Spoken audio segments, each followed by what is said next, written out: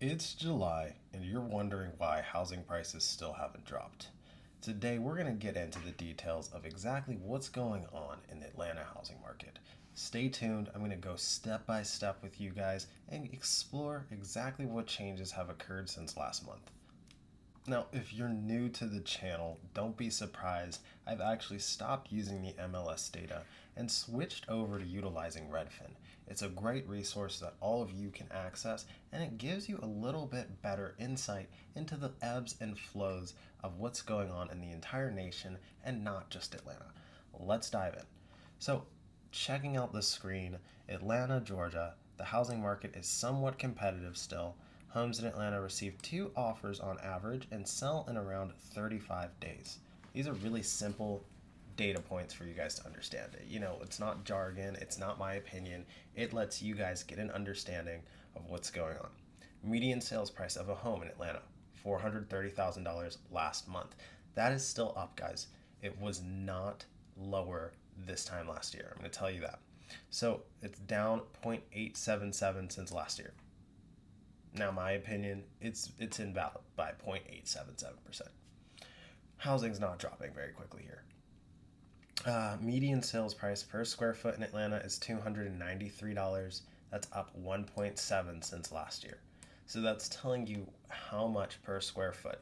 So typically, whatever you guys are buying, you just divide it by the square footage and it calculates how much per square foot you're paying, and that will help you decide if you're getting a good deal or not. If it's below that, it's probably a pretty good deal. Let's check it out. So, looking at our housing market trends. What is Atlanta's housing market like today? Again, we already covered that. It's down 0.877, so it's still sitting pretty much at $430,000. The amount of homes sold since this time last year, it's down overall, but not by very much. And the median days on market, it's up a little bit. So, you know, there's a little bit more time for people to decide whether or not they're actually going to go through with their offers. Good for you guys. And we are checking out exactly what the demand is like. So, how hot is the Atlanta housing market? Atlanta is sitting at a 51. What does that even really mean? So, let's look at their competitive score. It rates on how competitive 0 to 100. It's out of 51. That means we're pretty competitive. It's right there in the middle, a little bit over. If you guys don't know math, I don't offend you. I hope I don't offend you. Okay, so when we look at our most competitive, we're seeing Sandy Springs and Decatur. Decatur is really popping off, guys. When you consider Decatur, it's still greater because you're getting a yard, you could probably get a garage, and you can still keep that price around $350 instead of $430,000. That's a really big deal, and you still have access to the perimeter within minutes. So don't sleep on Decatur. Now, let's see. Very competitive. Sandy Springs, Decatur, very competitive. Let's look. Average sell about 2% below list price and go pending in around 37 days. So if you like a house and it's been sitting for up to 30 days, it's probably time to make a move. In that last 7 days, it's going to go under contract. If it's not by your hands, it's somebody else. Okay? So checking out Sandy Springs, they're going pending in around 21 days. Hot homes can sell for 2% above list price versus just overall it's 1%. Same indicator, things are going for 2% above list price. That means that they are posting these houses at fair value and they're still selling over what the person wanted. That's crazy, guys. Do not sleep on Decatur and do not sleep on Sandy Springs. Okay, so sale to list price. Sale to list price is a data set that allows you to know what did we list it at and what percentage did we take off when we actually sold the property. So sale to list price, it's barely down. Homes sold above list price, that's down a pretty good bit from 5.19 points since last year. So there's only a quarter of homes that are selling above the list price. That means there's only a quarter of homes that people are truly invigorated to buy right now, right? Homes with price drops, we are seeing a substantial amount more, 30%.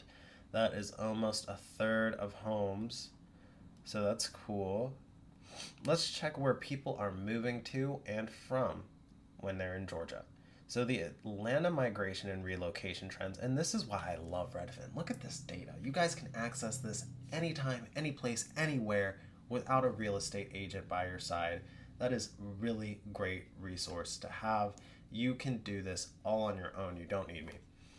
That being said, most people who can't stand the prices here in Atlanta are moving to Macon, Savannah, Jacksonville, Florida, Chattanooga, and Greenville.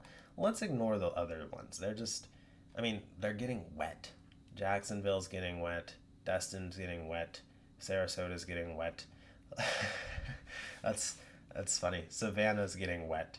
But let's be honest. When you move to some of these places that have inclement weather problems, please be cautious to check if the property is in a flood zone, because often at times these marshlands or these flood areas are very, very difficult to inhabit. You may get a lot of land, but only a portion of it is very suitable for you guys to play in, have recreational activities, or build a house on. So keep that in mind. Let's check out where people are moving to Atlanta from. New York. That's been a very, very common thing for years now. If you can handle New York, you can definitely handle Atlanta. Los Angeles, same thing. If you can handle LA, you can handle Atlanta. San Francisco, that's a big deal. More people are starting to accept that they'd rather pay less and endure a little bit more crime than in San Francisco. San Francisco isn't even that safe. Comment down below if you think that San Francisco is safe. Seattle, rainy, rainy, rainy, of course, and then Washington, D.C. We have a lot of politicians moving here. Atlanta's doing a lot as far as, Cop City goes. It's becoming a very political hub here, so makes sense. Besides that, I would move to Miami personally. Miami seems really cool. It's nice. I like it down there. But again, I don't want hurricanes all the time. So Orlando's on there at number 10. They have some pretty reasonably priced property, especially if you're a retiree and you want a condo. But Atlanta has some really good condos. If you're looking to buy a condo, head over to the description, message me. Let's get you guys started. We'll get you in a condo. But let's look at some things that have recently sold here in Atlanta. So $53,000 for raw land. $315,000 in College Park, Georgia for 4 bedrooms and 3 baths.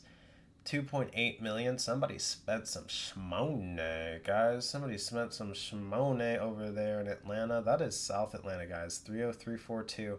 That's going to be actually south past the perimeter. So keep that in mind. This is also not going to be in your typical parts of Atlanta that people like, selling for $475,000. That is a golden gem, 30318. And then look at this off Powers Ferry, 30327, $3.2 million. People aren't playing games. You think there's no money out here? You think people aren't buying houses? They are. People are buying houses all the time. You can check this data. You don't need me. Every single month, though, I am dropping content just like this, updating you on the housing market. Head over to my page. You'll see home tours. Epic home tours, gorgeous homes. If you're moving to Atlanta, I am your real estate agent. Head over to the description, contact me, fill out the form, and we will get in touch. Thank you for watching the videos. Like and subscribe for more content just like this.